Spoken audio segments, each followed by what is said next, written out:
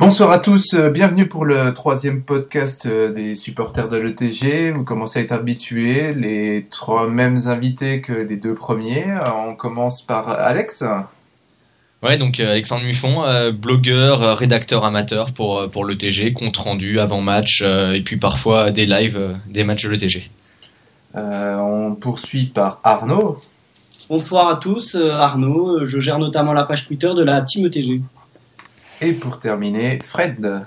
Bonsoir, Fred, créateur de croix-de-serafans.net. Voilà, des spécialistes, des grands connaisseurs de l'ETG pour pouvoir discuter pendant quelques minutes, entre une demi-heure et une heure, sur le précédent match et le match à venir de l'ETG. Donc on va commencer chronologiquement et logiquement par un retour sur le match contre Montpellier, le 2 partout, mené 2-0 et ensuite retour à 2-2, arracher un match nul. Alors la grande question que je vais vous poser à vous trois, c'est est-ce que c'est un point de gagné ou 2 points de perdu? Alex, qu'en penses-tu? Je pense que à ce moment-là de la saison, puis face à un adversaire comme Montpellier, on va quand même pas faire la fine bouche. Quand on était mené 2-0 et qu'on jouait pas franchement très bien, on va pas se mentir. Je pense que c'est plutôt un point de gagné. C'est vraiment un bon retour qui a été fait par les hommes de Pascal Duprat. Donc on va pas critiquer. On va dire que c'est un point de gagné, un point en plus pour la quête du maintien. Je pense qu'il faut être optimiste et rester dans cette optique. On voit qu'il y a quand même 3 matchs sans défaite pour le TG. Ok. Qu'en penses-tu, Arnaud? Moi, j'ai souvenir d'une discussion qu'on a eue la semaine dernière sur le match d'Ajaccio, où vous aviez dit que c'était pas Ajaccio qui était revenu, mais que c'était l'ETG qui avait baissé de rythme. Est-ce que là, on pourrait pas imaginer le match inverse? C'est-à-dire que c'est pas, comme on a pu le lire, comme on a pu le voir, comme certains d'entre vous peuvent penser, que c'est pas l'ETG qui a su booster son jeu et qui a su revenir, mais que c'est plutôt Montpellier qui a baissé de rythme et qui a lâché ce match. Voilà. Moi, je suis plutôt d'avis de dire que c'est 2 points de perdu, puisque on prend des buts qu'on pourrait dire bêtes. On a des trous dans la défense qu'on n'avait pas vu dans les matchs précédents. Donc, je trouve ça dommage. Je trouve que c'est vraiment 2 points de perdu. Mais comme l'a rappelé Alexandre, c'est vrai que la physionomie du match fait que on est vite mené 2-0, on revient à 2-2. Donc, faut pas cracher dans la soupe. Ouais. Mais c'est pour moi, vraiment, au nombre d'occasions, quand on regarde les buts encaissés, quand on regarde la fin de match notamment, je pense que c'est quand même 2 points de perdu. Ok, on va avoir Fred pour trancher alors. Moi je dirais que c'est un match où le point est plutôt salvateur. Vu la physionomie de la rencontre, je pense qu'on ne pourrait pas vraiment espérer beaucoup plus, même si en termes d'occasion, on a eu des opportunités, tout comme Montpellier de toute façon. Donc sur l'ensemble, je pense que ça s'équilibre, mais dans l'ensemble, ça reste quand même un match plutôt décevant. Ça y est pas. Et puis toi, Yannick, ton avis du coup Moi, mon avis, en fait, je me replace finalement dans le contexte juste avant ce coup franc de Daniel Vass. À ce moment-là, hein, si on nous dit que le match se termine à 2-2, on se dit que c'est un point de gagné plutôt que 2 points de perdu. Donc on était quand même assez tard, hein, vers la 75e, donc à partir de ce moment-là, effectivement, on peut se dire que c'est un point de gagné. Après, c'est 2 points de perdu dans le sens où c'est 70 minutes, 75 minutes de perdu. C'est plus dans ce sens-là que je vois de la perte. C'est 75 minutes où on n'a pas joué, où on a laissé faire, où on n'a pas, alors on aurait pu vraiment produire quelque chose de beaucoup mieux, comme l'a très bien dit Pascal Duprat d'ailleurs, hein, et je pense que à ce niveau-là, il a été très clair par rapport à la prestation de ses joueurs sur le début du match. Je sais pas ce qui a manqué, parce que Montpellier était bien en place défensivement, mais on n'a pas retrouvé l'envie, puis la création, puis le rythme qu'il y avait sur les précédents matchs. Je sais pas si c'est vraiment un manque d'envie pour se préserver pour Lille. Je pense pas, parce que quand même quand on reçoit Montpellier, qui est quand même un club assez à notre niveau, je pense que c'est quand même dommage de vouloir s'économiser. Après voilà, on sait pas ce que les joueurs ont finalement pensé, mais ça serait dommage de réagir comme ça. Après c'est sûr que il y a eu sans vouloir comme vous l'avez dit, cracher dans la soupe, etc. Il y a quand même eu un arbitrage partiellement, voire énormément mauvais, avec un penalty. Je pense qu'on a tous vu les images, revues, vous les avez tous repartagées sur les réseaux sociaux du penalty non sifflé sur Bérégo à la 16e minute de jeu. Donc comme le coup franc de Vass est aussi une faute totalement imaginée par Monsieur Varela. Donc c'est un petit peu compliqué parce qu'on se réveille surtout avec ce coup franc là, parce que on a eu une timide réaction après les 2 premiers buts, et au final c'était pas non plus très dangereux pour l'ETG. Donc sans ce coup franc là, je pense que c'est surtout un cadeau que nous a fait Varela. Après c'est et cassé Jourdain aussi, on peut le dire, parce que si on regarde la frappe depuis il a une mauvaise position. Enfin, c'est un peu bizarre. Il est vraiment très très très très mal placé, très mauvais, très mauvais. Enfin, il est vraiment complètement à la ramasse. Je pense qu'à peu près tous les gardiens de Ligue 1 l'auraient chopé celle-là. On va poursuivre toujours sur ce match-là, sur les tops et flops. On n'a pas trop parlé des joueurs en tant que tels. On a un peu fait un jugement collectif. On va essayer d'en tirer des enseignements plus personnels sur les joueurs. Quelles sont vos satisfactions et les joueurs qui vous ont déçus sur ce match-là? Arnaud, tu veux commencer? Alors pour le top, ce sera un top tout à fait subjectif. J'ai été beaucoup déçu par lui, notamment la semaine dernière. Il marque un but laid. Faut dire la vérité. Hein. Le but il est laid, le but il est pas très beau, mais le but est là quand même, hein, parce que sans le but, lui, voilà, c'est ça. Hein. Un but c'est un but. Hein. On a vu que Kevin Berigo n'a pas su mettre. Je pense que sur ce match-là, il aurait pas su mettre ce but-là. Donc voilà, ce serait Modou Sougou, non pas parce qu'il a été exceptionnel, ce qui est faux, non pas parce qu'il a été, voilà, il a pas été flambant, mais il marque. Il est là pour ça. Donc voilà, ce serait mon top. Et mon flop, je pense que ce serait Monsieur Varela, parce que là ça fait peur de voir qu'on a des arbitres de ce niveau-là. Moi, ça me fait vraiment très peur. Ça fait vraiment très peur. Je ne sais pas, je n'ai pas d'explication à ça. Pourquoi est-ce qu'il est tout le temps à 20 mètres de l'action? Voilà, de là où je voyais, j'avais vu qu'il avait pas trop de cheveux. Est-ce que le monsieur, il serait peut-être temps qu'il s'arrête? Non, je sais pas, mais là, c'est grave, là, parce qu'au bout de 20 minutes, il était beaucoup plus fatigué que les 3 quarts des joueurs. Donc, c'est triste. Et puis, il y a eu le même arbitrage à Lyon le lendemain. C'est, voilà, l'arbitrage français, on en parle suffisamment, donc on va pas en mettre une couche, mais c'est souvent la même chose.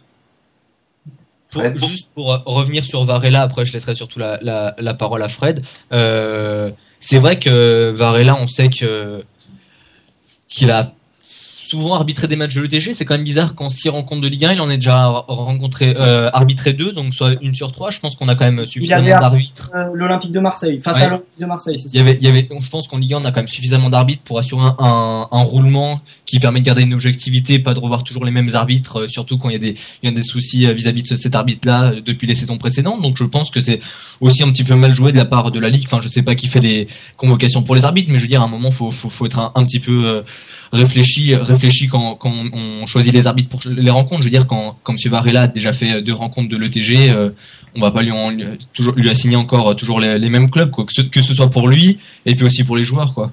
Surtout qu'on sait très bien que j'ai pu, au détour d'une discussion avec quelques joueurs du club, il y a très peu d'arbitres qui sont très objectifs. Hein. Si un arbitre, je dis n'importe quoi, mais si Monsieur Varela il a eu un souci face à l'Olympique de Marseille avec un joueur qui discutait beaucoup, qui pourrait notamment être Barbosa, hein, qui discute beaucoup. Non, mais il discute Barbosa, qui est un joueur qui discute beaucoup. C'est vrai que si cet arbitre-là a un souci avec ce joueur, il est capable de se venger 2 semaines après. Ils en sont capables, les arbitres français en sont capables. C'est souvent le discours effectivement qu'on peut entendre. Du coup, Fred, ton top et flop? Alors moi, au niveau alors je commencerai par les flops. Il y en a quelques-uns. Je commencerai par Nicolas Bénézet.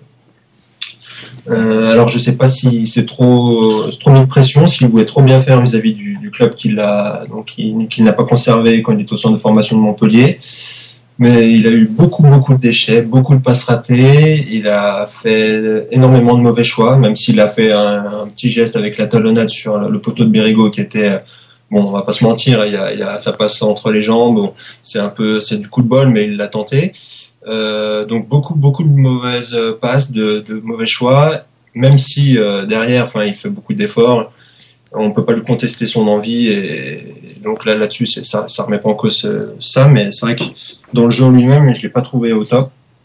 Je voudrais aussi signaler Cédric Mongongu et son attitude sur le but de Cabella. Ah bah oui, ouais. J'ai toujours pas compris. Il l'accompagne tranquillou, comme si c'était un échauffement, un entraînement. Cabella, il trottine sur 15 mètres, pas attaqué, et il conclut tranquillement, sans opposition. Donc là, j'ai un peu halluciné.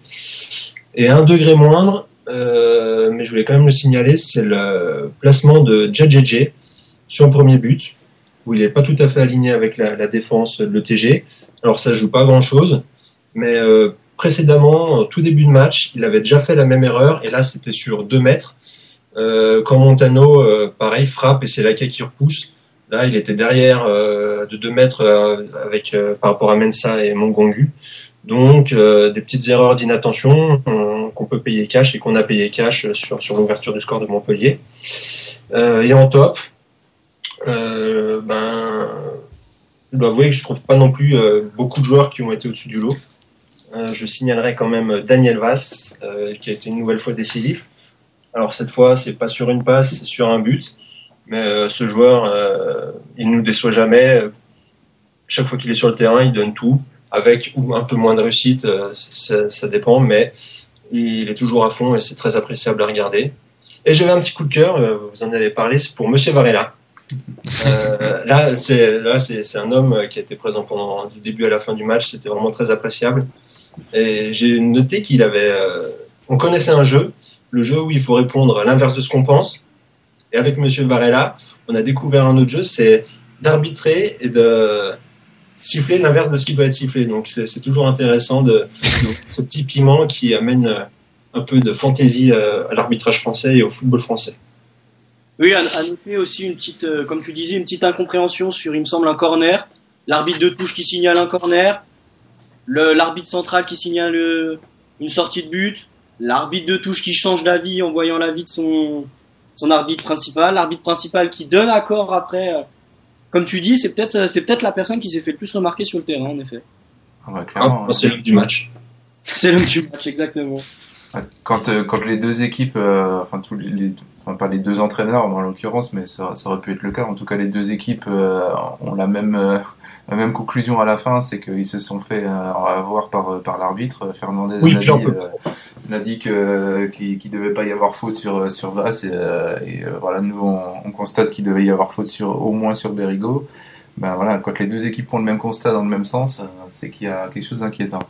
Mais on peut quand même souligner l'équité de l'arbitrage où aucune des deux équipes n'a été avantagée et ça c'est quand même beau à signaler. C'est difficile à dire puisque la décision du penalty c'était à 0-0, donc ça peut faire complètement changer le match et toutes les décisions peuvent beaucoup changer le match quoi. Donc la preuve quoi, dans un sens ou dans l'autre. C'est sûr. Et Alex, t'as donné ton top les flops ? Non, je vais pas encore donner. Avant de donner, je vais juste revenir sur ce qu'a dit Fred juste avant, où il parlait de Nicolas Benezet. C'est vrai qu'il y a eu beaucoup de déchets, mais donc il fait la talonnade qui provoque l'action de Berigo. Quelques instants plus tard, il fait un très bon centre où Vass et Berigo se disputent le ballon, où on aurait pu aussi égaliser juste avant la mi-temps. Donc oui, c'est vrai qu'il n'est pas encore. Peut-être qu'il a voulu trop bien faire, mais après on va pas non plus trop lui jeter la pierre en voyant qu'il a fait quand même 2-3 mouvements intéressants. Après, on va pas non plus jeter la pierre sur Berigo qui rate entre guillemets l'immanquable à 2 mètres du but. Après tout ce qu'il a fait depuis ce début de saison, on va pas non plus commencer tout de suite à le mettre dans les flops parce qu'il a raté peut-être sa seule occasion du match. En flop, comme Fred, je vais rejoindre Mongongu parce que complètement absent sur le marquage de Cabella, il le regarde faire. Je comprends pas trop en fait sa décision de rester à l'écart de l'attaquant de Montpellier. Et puis Laquet dans la foulée est pas non plus vraiment bien sur le ballon. C'est vrai qu'il manque un petit peu aussi son intervention. Le ballon lui passe entre les mains. Enfin, je pense que Mongongu, en revoyant les images, voulait le laisser à Laquet. Il pensait qu'il allait pouvoir le gérer en fermant l'angle. Et finalement, c'est passé. Cabella en a profité. Je suis même pas sûr qu'il pensait marquer, mais finalement il a marqué. Donc après en top, comme vous l'avez dit aussi, on va revenir quand même sur Vass qui depuis déjà 3 ans fait de très bonnes prestations avec le TG, qui depuis le début de saison est déjà 2 fois passeur décisif et là il est buteur, il nous remet dans le droit chemin avec une faute qu'il a provoquée même s'il devait pas y avoir faute. Donc c'est toujours intéressant. On va relever aussi quand même Sabaldi qui reste on voit quand même que Duprat lui fait énormément confiance, il a dit qu'il avait été étonné de ça en conférence de presse et pourtant il s'en montre digne. Il a bien tenu son couloir, il l'amène, il fait une très bonne intervention dans la surface adverse pour amener le but de Sougou. Et donc Sougou qui marque son premier but, c'est aussi quand même intéressant parce qu'il il ouvre son compteur, il montre qu'on peut quand même compter sur un autre attaquant quand Bérégo est pas là pour la pousser au fond des filets. Donc défensivement, c'est quand même un flop quand on voit qu'on est l'une des pires défenses du championnat avec 10 buts encaissés, avec Bordeaux, Montpellier et Valenciennes qui fait pire avec 11 buts. C'est vrai qu'en 6 matchs, en prendre déjà 10, c'est déjà plus d'un par match, voire presque 2, donc c'est quand même un petit peu alarmant. Et puis voilà, on va pas non plus dégager un énorme top, si ce n'est quand même une réaction à 15 minutes de la fin du match, mais c'est pas suffisant pour les matchs à venir. Alors moi pour mon top et flop, je vais faire très peu original puisque je vais repiquer pas mal de ce que vous avez dit, même si j'avais pas besoin de vous pour le penser. En flop, c'est vrai que c'est une prestation collective assez moyenne pendant 75 minutes, donc c'est difficile d'en tirer un qui soit moins bon que les autres non plus, mais il est très clair que l'attitude défensive de Cédric Mongougou est déplorable, elle est vraiment limite ridicule. Par contre, je vais pouvoir l'expliquer sans pouvoir la pardonner, quoi, en quelque sorte. On voit qu'il fait un geste du bras vers l'extérieur, signalant qu'il faut aller couvrir au cas où il y aurait un centre, que Cabella remette le ballon plus dans l'axe. Et donc je pense qu'il essaye de couvrir la remise dans l'axe. Par contre, sur le déboulé qu'il fait, il peut très facilement pousser Cabella à se décaler de l'axe et non seulement l'empêcher de frapper aussi facilement, mais en plus le décaler de 3 ou 4 mètres par rapport à l'axe et donc compliquer la tâche de sa frappe. Et donc son attitude sur ce but-là est médiocre, vraiment médiocre. Après, sur le reste du match, il a pas été plus mauvais que les autres. Mais vraiment sur cette occasion-là, c'était assez visible. Et pour mon top, moi je vais donner Youssouf Sabaly, qui pour moi a été quasiment, enfin il a surnagé pour moi dans cette équipe, même quand ça jouait pas bien les 75 premières minutes, je l'ai trouvé bon. Très actif, très percutant, plein d'abnégation, toujours à vouloir récupérer le ballon quand le ballon était perdu. Il faisait une course pour la récupérer et ensuite dans l'autre sens il a attaqué et ça s'est concrétisé par son centre qui est vraiment une récupération plein de volonté, plein d'abnégation et qui amène le deuxième but de Sougou. Donc pour moi c'est le meilleur Croix de Savoie de samedi soir. Il y a une option sur Sabaly? Je crois pas. Non, après, ça pourra être négocié. Hein, ça dépend aussi ce que veut faire Paris de ce jour-là. Quoi. Ça dépend aussi de sa saison. Enfin, on verra bien. On n'en est pas encore là. Profitons lui déjà de cette saison et on verra pour la suite. Ouais, tout à fait. En tout cas, c'est bien à signaler qu'aucun d'entre vous n'ait mentionné Bérégo dans les flops, puisque je considère qu'il ne le mérite pas. Ouais. Mais c'est quelque chose qu'on a sûrement tous vu sur nos plateformes respectives. Les Bérégo, il est mauvais, Bérégo il rate son match, Bérégo voilà. Donc c'est à signaler que c'est bien que Bérégo, il faut pas lui mettre trop de pression, il en a déjà eu suffisamment et il a fait un match moyen, c'est vrai. Bah, mais c'est pas une raison pour le mettre dans les flops et voilà, c'est à signaler parce que je l'ai vu beaucoup de Bérégo. Bérégo il est mauvais, Bérégo il est nul, Bérégo il arrive pas à cadrer une frappe à 2 mètres des buts. Et ça m'a légèrement agacé. Les médias se sont quand même vachement nourris du succès de Bérégo en début de saison et en fait les médias vont en attendre toujours davantage et dès qu'il va se montrer pas à la hauteur, ça va commencer à l'allumer. Donc c'est vrai que c'est aussi vachement vicieux de se faire remarquer comme ça. Hein, mais bon, après il fait son boulot, il y peut rien. Mais après c'est vrai que les médias on va pas les changer. Mais les médias c'est une chose. Mais ce qui m'a le plus... les supporters qui critiquent... C'est nos supporters, les propres supporters des Croix Savoie qui lui... moi, j'ai été assez choqué de voir à quel point il pouvait être... en une semaine, on pouvait passer du héros au zéro. Quoi. J'ai trouvé ça légèrement minable. Il faut dire qu'il a été très peu servi dans ce match-là. Et à partir du moment où il s'apercevait qu'il n'aurait pas de ballon, il a pas mal décroché. Il a fait des appels... Bon, après, toujours l'inconvénient quand on a un 9 qui décroche, c'est qu'il n'y a plus personne ensuite dans l'axe. Pour recevoir les centres, mais à partir de ce moment-là, il a vu qu'il n'aurait pas de ballon, il a décroché pas mal pour participer au jeu et finalement il a pas été si mauvais que ça dans ce sens-là, parce qu'il a vu qu'il servait à rien, donc il a participé au jeu aussi. Ouais, c'est sûr. Je sais pas si vous voulez déjà enchaîner, mais avant d'enchaîner, je viens de trouver un petit sujet en y pensant. On pourrait peut-être parler, selon vous, quel joueur qu'on voit rarement en ce moment dans le groupe professionnel vous aimeriez voir, voir son expérience, voir ce que ça peut donner sur un match de Ligue 1. Donc on peut citer par exemple Blanc, Thiebi, Bocara, Nsikulu, Baouya, qui sont souvent pas retenus. Et puis après on a les blessés, mais bon, les blessés vont sûrement revenir, quoi. Mais après, vous en pensez quoi? Je vais commencer, allez. Moi, j'ai une petite affection pour Maxime Blanc, qui, selon les propres mots de Duprat, pue le foot, et je suis assez d'accord avec lui. J'ai vu le match contre Nîmes en amical et les quelques matchs qu'il a pu faire en préparation. Il en veut beaucoup. Après, sans doute qu'il a encore pas la caisse qu'il faut pour tenir le choc en Ligue 1, et il a quand même de la grosse concurrence avec Sorlin Koné. C'est quand même pas évident de s'imposer là au milieu. Mais je suis sûr qu'il va. En plus, il a beaucoup de volonté, donc il va s'imposer au bout d'un moment. Il va arriver, il va dans ce groupe-là, il va faire quelque chose. Arnaud? Je pense comme Yannick, je pense que Blanc mérite vraiment au moins une chance. Au moins une chance, et comme Duprat l'a dit, et comme Yannick l'a dit également, ce gamin il pue le foot, et on l'a vu au match amicaux notamment, où il était vraiment intéressant. Ouais, c'est sûr. Et puis les jeunes du club aussi, comme Nsikulu, qui pourraient des petits bouts de match comme ça, pourquoi pas. Ouais. Et Fred, t'en penses quoi? Excuse-moi, Arnaud. Mais c'est vrai qu'en ce moment, il y a quand même un groupe qui fonctionne, et je comprends que Duprat ait un petit peu de réticence à modifier. Mais je pense qu'ils auront les deux, les trois même plusieurs joueurs auront leur chance durant la saison. Il y a pas de raison. Sachant qu'il va y avoir des matchs de coupe qui vont arriver, ça pourrait être l'occasion aussi. Et puis en fonction de comment ça se passe dans la saison aussi, c'est vrai que si on fait la même saison qu'on a fait il y a 2 ans, on pourra se permettre un petit peu plus tôt dans la saison de faire débuter des jeunes. Ouais. À voir. Là, ça se trouve, on en aura besoin avant la fin de saison.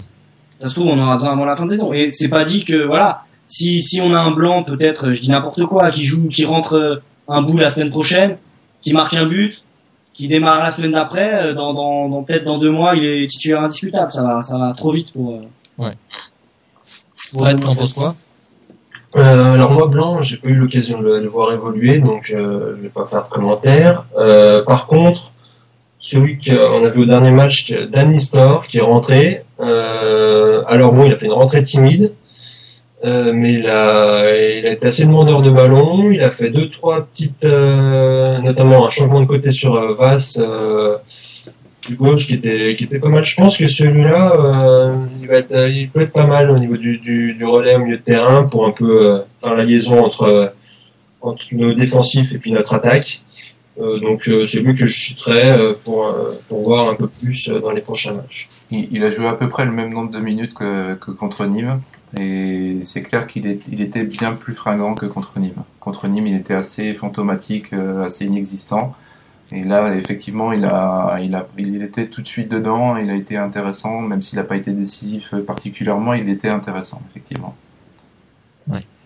Moi, personnellement, pour donner maintenant mon avis, j'aimerais bien aussi, hormis donc Nsikulu qui peut faire des choses intéressantes, et puis Baouya qui avait fait aussi des choses intéressantes en marquant chacun leur petit but qui fait plaisir, qui peuvent dépanner en attaque. Je verrais bien quand même Bocara qui est quand même moi je sais pas, c'est surtout la personne qui donne confiance. Enfin moi je l'essayerais bien. On sait que face à Nîmes, il a été un petit peu fébrile, c'était son premier match depuis longtemps.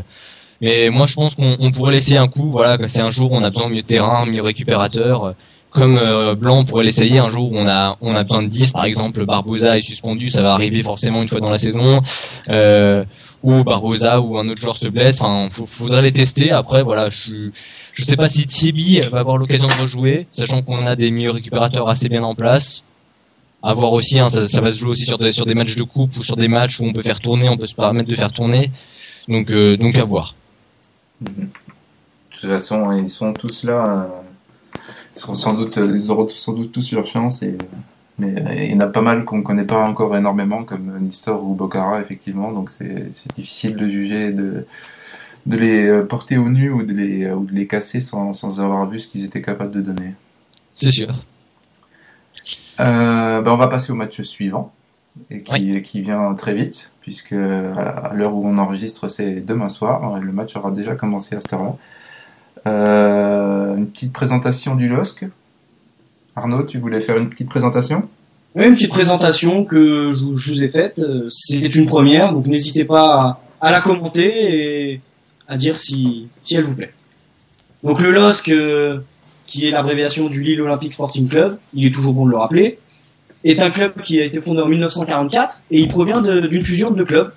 Donc un parallèle avec notre club à nous. Je peux juste interrompre, il a été fondé justement le 24 septembre. Ils fêtent leur anniversaire demain. Merci de le préciser.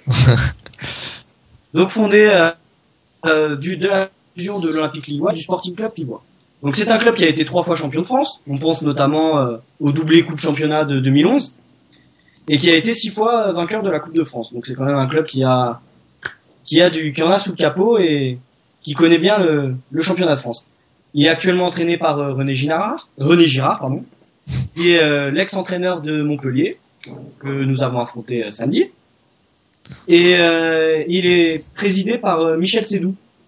Et Michel Sédou, il a notamment été beaucoup actif dans cette période des transferts avec l'affaire Thauvin, l'affaire qui a été tant décriée dans les médias et voilà. Donc c'est un club qui a, je pense, à mon avis, déjà vécu ses plus beaux jours et qui aujourd'hui est en période de réhabilitation, un petit peu comme le fait l'Olympique Lyonnais également. Mais c'est un club qui reste dangereux, avec des joueurs comme Nolan Roux, qui a marqué un doublé ce week-end, et des joueurs comme Salomon Kalou, qui sont des joueurs avec une carrière déjà acquise. Ils sont actuellement 8e de Ligue 1 avec 10 points et sortent d'une victoire face à Sochaux, à Sochaux 2-0, et d'un revers également la semaine d'avant à Nice chez eux. Donc c'est un club qui cherche encore ses repères en ce début de saison, mais qui reste très dangereux. Super présentation. Qui vous fait peur, vous, enfin qui craignez-vous dans cette équipe lilloise? Personnellement, on voit que Roux a marqué 2 buts hier, donc tout de suite il va y avoir déjà beaucoup de médiatisation autour du joueur qui a déjà été bon les saisons passées. Après, faut voir que ils ont quand même d'autres buteurs, hein. Ils ont quand même, contrairement à l'ETG qui se remet en début de saison, surtout à Bérigo qu'on a déjà planté 5, Lille est un peu plus stable avec Kalou, Bassa, Orégie et Roux qu'on a marqué un chacun, et Roux qu'on a marqué 2. Donc c'est un peu plus stable. On sait que le danger peut venir du coup de plusieurs joueurs.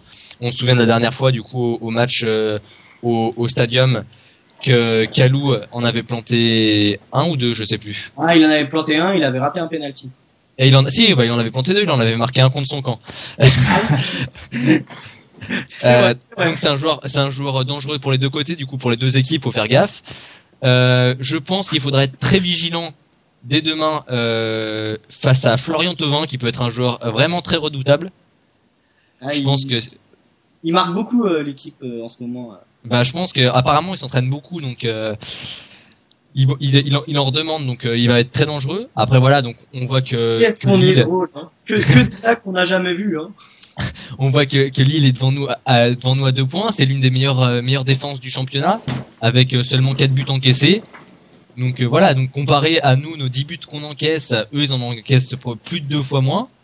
Donc ça veut dire qu'il faudra être beaucoup plus réaliste et beaucoup plus dynamique qu'on l'a été face à Montpellier. Puis à domicile, il reste sur un revers face à Nice, qui est quand même une bonne équipe. Ils ont quand même perdu face à Reims 2-1, qui est une équipe de notre calibre. Mais ils ont quand même gagné 2-0 à Sochaux. Donc on voit que finalement, ils se cherchent encore un petit peu, comme l'a dit Arnaud, parce qu'ils ont un nouvel entraîneur et que du coup, il faut retrouver un petit peu des automatismes et des choses chères à cet entraîneur-là. Mais ça reste une équipe pas évidente à jouer, qui a gardé quand même pas mal de ses joueurs durant ce mercato-là, et qui va rester je pense chez elle favorite, mais on y va avec nos armes et avec une bonne dynamique, donc il y a largement moyen, si on ne joue pas que 20 minutes, de faire quelque chose là-bas. Arnaud, t'en penses quoi toi? Qui vois-tu dans cette équipe particulièrement? Voilà, comme l'a dit Alexandre, Salomon Kalou qui est quand même le joueur le plus capé de l'équipe. Après, voilà, on a Nolan Roux qui a marqué un doublé la semaine dernière, mais son total de buts, il reste à 2. Et il y a pas, je pense qu'ils sont prenables. Voilà, si on fait on l'avait déjà fait la saison dernière avec comme l'a rappelé Alexandre, un but contre son camp de Kalou et un but de Koné sur corner. Donc voilà, ça va être compliqué. Ça va être très compliqué, surtout dans le nord là-bas. Il fait peut-être pas très chaud. Est-ce que vous seriez satisfait si on ramène qu'un point? Ça dépend de la physionomie du match. Ouais. Un point où on fait 30 tirs, dont 15 cadrés et que Lille a pas touché un ballon, c'est pas. Mais bon, c'est sûr que ça va être compliqué. Je pense qu'un point, ce serait pas trop mal. Sur le papier, effectivement. Sur le papier, voilà, exactement. Sur le papier, un point, c'est pas trop mal. Ouais. Et toi, Fred, t'en penses quoi? Alors moi, je pense que du côté de Lille, la personne dont il faut le plus se méfier, c'est son président Michel Sédou. Voudraient avoir un montant relativement semblable pour plus, d'autres voudraient avoir un montant relativement plus pour plus. S'il nous embrouille comme ça, effectivement. Donc non, c'était juste pour la petite blague, parce que c'est vraiment une déclaration qui me fait kiffer. Non, mais pour en revenir au terrain, Lille, je sais pas ce que ça vaut avec l'arrivée de René Girard. Faudra se méfier des individualités, comme vous l'avez dit, avec Roux, Kalou, c'est quand même du costaud. J'aime bien Beria. Donc bon, ça va être un match qui va être difficile de toute façon. Et puis prendre un petit point, un petit 0-0 sympa, 0 tir, partez d'eau, enfin un bon petit 0-0 avant de recevoir Bordeaux. Pour enchaîner avec une victoire le week-end prochain, moi je signe tout de suite. Après, juste pour revenir sur Nolan Roux, j'ai les statistiques sous les yeux. Roux signait sa reprise sur ce match-là, il a joué que 78 minutes et il en claque quand même 2. Donc en un seul match où il est titulaire, en 78 minutes, il plante quand même 2 buts. Donc c'est quand même pas mal comparé à certains de ses coéquipiers comme Rodelin, comme Kalou qui en 5-6 matchs en ont porté qu'un, voire 0 pour Rodelin. Donc faudra être vigilant. Mais après voilà, si on est quand même plus rigoureux défensivement qu'on l'a été face à Montpellier, ça devrait le faire. Après voilà, va falloir être concentré. On sait que on est souvent outsider et challenger de la plupart des matchs de Ligue 1. Donc faut jouer avec ça et puis on faut rester sur cette dynamique quoi. Et il me semble que c'est Fred qui a dit attention aux ailes. C'est ça, non? Non. Oh non, bon bah attention aux ailes. Je crois pas. Les ailes sont très très très rapides, notamment Ryan Mendes, qui est un très bon joueur, je trouve, qui vient du Havre, qui est arrivé la saison dernière, l'hiver dernier, il me semble, et qui est un joueur très rapide, très très technique également, qui très habile de ses pieds. Bon, pour le moment, il en est qu'à une passe décisive, mais c'est toujours un danger constant, et attention à la vitesse des couloirs lillois. Alors Mendes n'était pas dans le groupe contre Sochaux.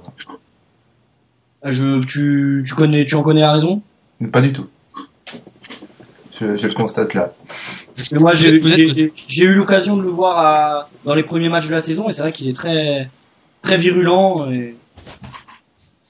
Peut-être que c'est l'homologue de Fred qu'on connaît tous qui a dit de faire attention aux ailes parce qu'il est très, très fort pour deviner ça. Mais sinon, Lille n'a jamais perdu qu'un match à domicile et n'a fait encore aucun match au nul cette saison au Stadium. Donc, on sera peut-être les premiers. Alors Mendes est blessé à la cheville. Ah donc il sera pas là. Tout comme De Mello qui est en reprise. Bon bah c'est bon alors. Voilà. Deux bonnes nouvelles. Et puis la vraie question qu'il faut se poser c'est est-ce que le stadium sera fermé? C'est la grande question, moi ça m'intrigue. Est-ce qu'il sera fermé? Est-ce que le stadium sera rempli? Enfin suffisamment rempli. Le stade Pierre-Mauroy, excusez-moi. Ouais. Est-ce qu'il y aura du monde dans ce stade parce qu'un match le mardi à 19h contre une équipe pas forcément de très grand niveau pour le goût des supporters lillois, c'est pas sûr qu'il y ait beaucoup de monde dans ce stade, donc c'est bon pour nous ça. Ouais, dans le Nord, ils travaillent pas, ils peuvent aller au stade. Ah, je rigole, je m'excuse. Amis Lillois, c'était une blague. Une boutade. Et donc, pour en revenir à une petite question qu'on avait dégagée, selon vous, donc faut faire tourner du coup pour ce match-là avant la réception de Bordeaux à Annecy, ou du coup faut raligner quasiment la même équipe en voulant se racheter. Ah, Yannick parlait la semaine dernière de fatigue. Donc c'est vrai que si ce serait compliqué d'enchaîner 3 matchs en une semaine, mais c'est une question compliquée. Très honnêtement, je pense que je vais pas trop donner d'avis. C'est Ouais. compliqué. Duprat va avoir beaucoup de travail et une lourde décision à prendre.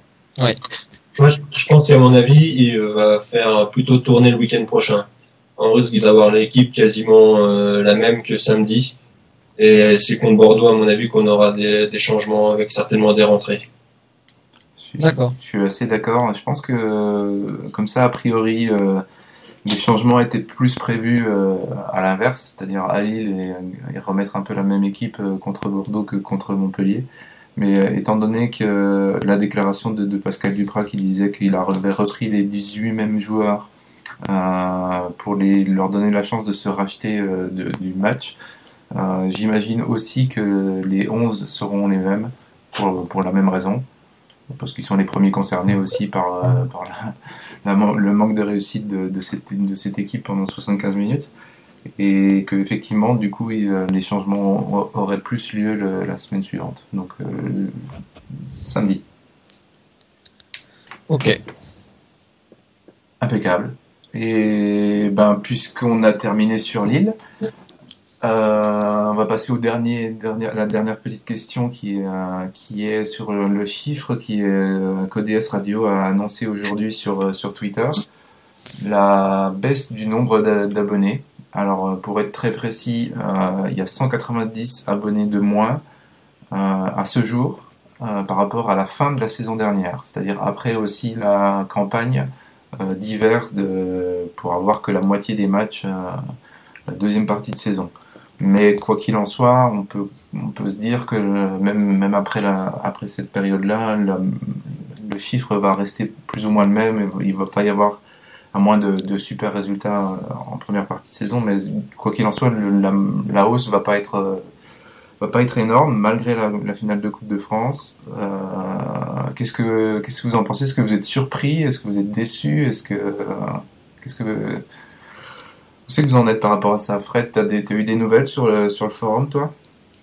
Non. Après, ce qui se lisait par rapport au début de saison sur les abonnements, c'est qu'autant pour un supporter qui se réabonnait, c'était assez intéressant puisqu'on pouvait même constater une baisse des prix.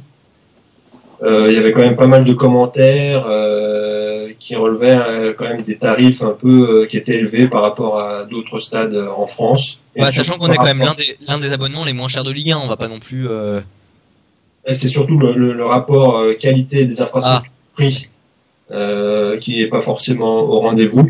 Après, sur le nombre, bon, ça reste relativement stable. Il n'y a pas eu le petit flambée que les dirigeants pouvaient certainement et légitimement attendre suite à la Coupe de France. Mais bon, je pense que les 8 premiers mois de la saison passée ont fait beaucoup de mal, vu à quoi on a assisté sur le terrain. Et je pense qu'il y a beaucoup de supporters qui ont dû être refroidis pour reprendre l'abonnement et qui ont certainement choisi l'option du match par match. Et puis aussi, comme on disait, parler de ce stade qui est complètement vétuste, froid, qui est sans confort et qui donne pas envie de venir 1 heure avant le coup d'envoi pour faire la fête. Donc, faut pas s'alarmer plus que ça. Je pense que voilà, c'est dans notre moyenne, c'est stable. On verra dans le futur, mais bon, on peut pas s'attendre à des miracles en restant dans cette situation-là. Oui. Arnaud, t'en penses quoi? Moi, je fais partie de ces anciens abonnés qui ne se sont pas réabonnés. Bon, après, c'est sûr que j'ai une excuse puisque je me suis lancé dans des études supérieures, donc je ne pouvais pas être sûr de ma présence au stade. Mais comme l'a très très bien dit Fred, c'est pas un stade d'attrayant, ça fait pas rêver. C'est comme il a parfaitement bien dit. Je vais pas répéter ces mots, mais ça donne pas. Moi, j'ai pas envie d'aller au parc des sports 1 heure avant. J'y vais à 19h50, je rentre à l'intérieur, je m'assois où je vais chanter, mais voilà, j'ai pas l'envie. Donc j'ai une excuse, mais très honnêtement, et je pense vraiment ce que je vais dire, si aujourd'hui j'avais pas mes études qui m'empêchaient d'aller tous les samedis au stade, je pense pas que je me serais réabonné. J'aurais fait, voilà, j'aurais continué à venir, mais au compte-gouttes. Ok. Et Alex, t'en penses quoi? Bah, moi, pour ma part, je me suis réabonné. C'était intéressant d'un point de vue tarifaire, vu que j'étais déjà abonné la saison passée, parce que voilà, j'aime cette équipe, j'aime les voir jouer, même s'ils perdent, même si ça joue mal, j'aime quand même voir un club de Ligue 1, un club qui a été créé il y a pas si longtemps, qui monte peu à peu quand même dans le football français. Donc voilà, même si parfois c'est triste, même si parfois il y a pas beaucoup de monde, bah je profite quand même de cette chance que pas beaucoup de villes en France ont. Après voilà, c'est sûr que le stade comme vous l'avez si bien dit, joue pour beaucoup. On voit pas finalement dans le nombre d'abonnés l'effet Coupe de France.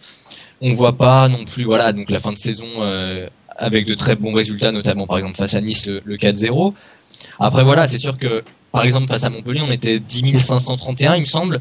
Donc on voit que même s'il y a peut-être que quelques milliers d'abonnés, et ben il y a quand même beaucoup de gens qui se déplacent et qui prennent que des matchs par match, alors que c'est pas non plus l'affiche la plus prestigieuse qu'on a eue jusqu'à maintenant. Donc finalement, si les gens viennent au goutte à goutte, enfin au match par match, sans prendre d'abonnement, finalement ça change rien tant que le stade reste rempli. Mais c'est vrai que c'est un petit peu dommage et on voit que finalement d'un point de vue bah voilà le TG doit encore grandir vis-à-vis de ça, vis-à-vis de son stade, vis-à-vis de ses supporters. Le foot est finalement pas encore malgré tout ce qu'on croit, malgré tous les bons résultats, le foot est pas encore suffisamment ancré, suffisamment attractif pour beaucoup de gens en Haute-Savoie. Ouais, c'est exactement ça. Faut attendre que le club se crée une identité à elle, puisque on va pas se le cacher. Bon nombre de supporters aujourd'hui de l'ETG ont également une autre équipe qu'on pourrait appeler équipe de cœur.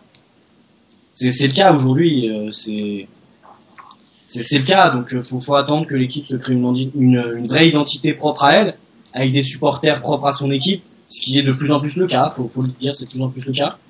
Donc je m'inquiète pas, mais après, je crois que Pascal Duprat, il y a peut-être aujourd'hui, hier ou avant-hier, avait dit que plus le temps passait, moins il voyait du coup de ce projet de stade avancé, et que du coup il commence un petit peu à désespérer, non? C'est pas ça? Oui, il l'a dit aujourd'hui en conférence de presse. Oui. Voilà, il l'a dit aujourd'hui. Après, c'est pas évident de trouver. Voilà, il y avait toujours ces projets, Seno. C'était quoi les projets? Seno, Trembières et Trembières. Voilà. Donc c'est vrai que c'est pas toujours facile. Ou la Praille à Genève de trouver un compromis avec un club qui finalement va puiser un petit peu partout en Haute-Savoie, parfois avec des centaines de kilomètres de distance. Donc c'est pas facile de trouver un compromis, c'est pas facile de trouver des fonds. Surtout qu'en ce moment, peut-être qu'à la tête, voilà, comme on l'avait parlé déjà au podcast précédent, qu'en ce moment, à la tête du club, il y a des petites querelles, donc c'est un petit peu délicat. Surtout que voilà, le projet d'un stade, ça dure longtemps, c'est 3, 4, 5 ans de construction, parfois, ça dépend aussi l'urgence et puis l'argent investi. Faut trouver voilà des investisseurs et puis voilà, faut être sûr que le club puisse se maintenir en Ligue 1 et si jamais il redescend, au moins rester en Ligue 2 pour pouvoir bénéficier de ce stade-là. Mais bon, à partir du cap des 3 ans passés en Ligue 1, je pense qu'on peut logiquement espérer quelque chose. Après voilà, c'est pas nous qui allons décider de ça. C'est plus de notre sort. D'ailleurs, messieurs, avez-vous des nouvelles de ce stade dont l'annonce officielle devait se faire en mars dernier? Alors, je pense que ça devait se faire en mars 2012, en mars 2011, etc. Je pense que tant que on nous raconte tout le temps que ça va être bientôt, donc à force on s'y fait. Faut surtout pas oublier qu'en 2014 il y a des échéances électorales, ouais. Et qu'aucun politique voudra se mouiller pour donner des arguments à son camp adverse sur une implantation du stade sur sa commune ou sur l'agglomération dont il fait partie. Donc faut rien attendre de nouveau sur ce stade avant l'été 2014 à mon avis, et au minimum. Juste une petite question, si vous avez peut-être écumé quelques stades en France et vous avez pu voir un peu ce qui se fait en dehors du fait que le stade soit vétuste, le piste d'athlétisme, tout ce qu'on veut. Est-ce que vous avez des idées, des trucs comme ça qui puissent aider à faire que les gens viennent au stade et pas simplement pour justement les 90 minutes, arriver 5 minutes avant et repartir 5 minutes après. Vas-y Arnaud. Faudrait déjà, je pense, couvrir l'intégralité du stade, parce qu'on est ni à Nice ni à Marseille. Et je trouve ça vraiment, notamment au mois de janvier, enfin de février, tout ça, inadmissible d'avoir un virage nord ouvert. On est quand même en Haute-Savoie, on a beaucoup de neige. C'est grave. C'est bon. Après, vous me direz, la ville d'Annecy ne veut pas se mouiller. Pour le moment, ça convient parfaitement. C'est vrai, mais c'est triste quand même. C'est sûr. Fred. Difficile à dire. Alors là, un peu près de court. Je sais pas vraiment ce qu'il faudrait faire pour développer davantage.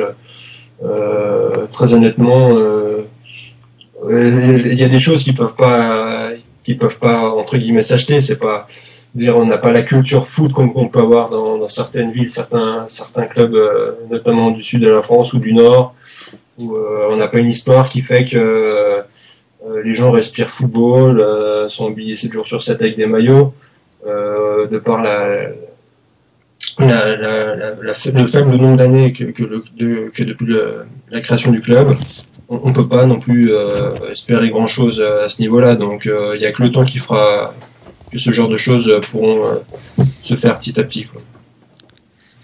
Vas-y Arnaud. Je reviens 2 secondes sur mes déclarations. Je veux pas qu'ils nous mettent de trucs en fer comme ils nous ont mis en virage sud, qui font plus de bruit qu'un vuvuzela et qu'empêchent d'entendre les groupes de supporters. C'est bon, c'est sûr, c'est provisoire et ils pouvaient faire que ça, on est d'accord. Mais moi ça m'agace tous ces bruits. Après, est-ce qu'ils ne construisent pas et du coup ne construisent pas non plus dans une logique où il va y avoir prochainement peut-être un stade à faire et du coup bah voilà ils font de l'éphémère, ils se risquent pas, ils veulent pas prendre le virage noir. C'est sûr. Donc du coup voilà, tant qu'on n'aura pas vraiment une décision ferme, tranchée et qui ne sera plus changée, ce qui va pas être le cas d'arriver je pense. Voilà, et du coup il va falloir faire des aménagements quand il y aura une décision. Peut-être faire voilà des prix attractifs, beaucoup plus de prix famille, de prix moins de 16 ans, des journées gratuites un petit peu plus. Après voilà, ça faut pas non plus que ça nuise à l'économie du club, mais attirer toutes les catégories d'âge parce qu'il y avait beaucoup de spectateurs. Et il y a beaucoup de monde qui est attiré par le carré VIP, mais il y a beaucoup moins de monde qui est attiré par le virage nord. Il y a beaucoup moins de monde qui est attiré un petit peu, je sais pas, par les autres tribunes. C'est surtout l'honneur qui a souvent été primé parce qu'on a vraiment des fois avec Annecy une clientèle un petit peu aisée. Il faudra attirer toutes les catégories d'âge et un petit peu toutes les classes sociales pour pouvoir faire une belle fête au parc des Sports d'Annecy. Après peut-être aussi une meilleure organisation. C'est vrai que moi, pour les rares fois où j'ai voulu manger là-bas, c'est vrai que ça coûte quand même vachement cher. Après, ça se trouve c'est partout pareil en Ligue 1. Ah, c'est partout pareil. C'est mal organisé, puis c'est cher. Donc moi, je trouve ça pas intéressant. Donc d'ailleurs, je sais pas si vous avez fait quelques stades, mais moi, c'est le seul stade en France où j'ai vu un système de jetons. Je sais pas si vous en avez déjà vu autre part, mais je sais pas, aucune idée. J'ai pas de souvenir de ça. Ouais, c'est sûr. Et puis voilà, c'est tout. Après, je pense que Arnaud sera d'accord avec moi. Il faudrait faire en sorte de faire un peu plus de loges comme au Stade de France, aux heures du stade, avec des petits fours et puis des éclairs au chocolat. Au prix du virage, évidemment. Ouais. Avec la Wi-Fi gratuite. Je pense que c'est la grosse problématique du stade. Hein. C'est finalement ce qui intéresse le club et les clubs en général dans le fait d'avoir des nouveaux stades comme ça. C'est pas de passer de 25 000 à 35 000 places comme à Nice par exemple. C'est de pouvoir avoir des carrés VIP comme ça qui sont de loin les plus rentables parce qu'ils sont occupés toute l'année, parce que c'est extrêmement rentable en termes de services. Et que c'est des entreprises qui payent, donc en termes d'investissement c'est moins lourd pour des entreprises que pour des particuliers, donc et puis en termes de relations ensuite ça peut devenir des sponsors ou des choses comme ça, donc c'est souvent pour ça que les clubs font des stades, c'est pour avoir des carrés VIP. Et effectivement au Parc des Sports quand on voit les loges, ce qu'on appelle les loges, hein, pas les carrés VIP, puisque des carrés VIP, des places VIP, je crois qu'il y en a 1100 dans le stade en tribune honneur. Et je crois que en VIP, il doit y avoir 60 places. Voilà. en loge. Il y a 60 places où on est assis dans une loge et on regarde le match. Tout le reste va manger derrière. Voilà. Oui, c'est ça, c'est des loges, c'est pas. J'y suis jamais allé, hein, mais ça m'a pas l'air d'être non plus de la loge top qualité. Hein. Non, c'est pas de la loge top qualité et c'est pas grand en plus. Et surtout que c'est pas grand, il y a pas beaucoup de place. Ouais, il y a 8 sponsors, quelque chose comme ça, pas plus. Un placard VIP. C'est vraiment pas grand. Avec fenêtre vue sur stade. C'est ça, c'est tout à fait ça. Bon, ben voilà qu'on a refait un petit point sur le stade sans le vouloir, on a un peu dérivé là-dessus. 50 minutes de podcast encore aujourd'hui, encore un long podcast. On en aura encore un autre à faire cette semaine puisque le match est demain contre Lille et on fera le débrief de Lille et l'avant-match de Bordeaux. On vous donne rendez-vous donc en deuxième partie de semaine. Oui, tu voulais dire quelque chose? Oui, du coup, n'hésitez pas à donner vos pronostics, commentaires, réactions sur la vidéo YouTube, sur la page de TG Blog ou sur nos compte Twitter personnel où on sera là pour vous répondre et prolonger le débat. C'est toujours beaucoup plus agréable de le faire à un plus grand comité qu'entre 4 supporters, alors qu'on sait que notre vision des choses sera pas toujours globale. Et qu'on aura toujours quelqu'un qui n'est pas d'avis avec nous, donc c'est à vous aussi de faire la démarche si vous le voulez, hein, si vous avez du temps comme ça à occuper, écoutez 2-3 morceaux du podcast, cliquez sur j'aime et puis après venez nous en parler. Et surtout lâchez vos coms. Ouais. N'hésitez pas, effectivement, à débattre. On va essayer d'intégrer de plus en plus les commentaires. Là, on s'est un peu chauffé, on a un peu mis en place les choses entre nous quatre, mais on va essayer de plus en plus d'intégrer vos commentaires. Puis au fur et à mesure, ceux qui s'avèrent intéressants sur le long terme, on les invitera avec nous. Je sais pas ce que vous en pensez. Oui. Voilà. Pas de souci. Donc voilà, fin du podcast d'avant Lille, donc avec Alex Muffon sur Twitter. Ouais. Avec Fred de ETG _Croix-Savoie sur Twitter et sur croix-de-savoie.net. Tout à fait. S'il le trouve avec ça. Cherchez Forum Croix-de-Savoie sur Google, impeccable, direct dessus. Et Arnaud de Team ETG sur Twitter. Et donc moi-même, Yannick sur TG Blog, tout ce que vous pourrez trouver sur TG Blog. Voilà. Et à bientôt, vous trois. Merci à tous. Bon match. Ouais. Salut à tous. À la prochaine. À bientôt.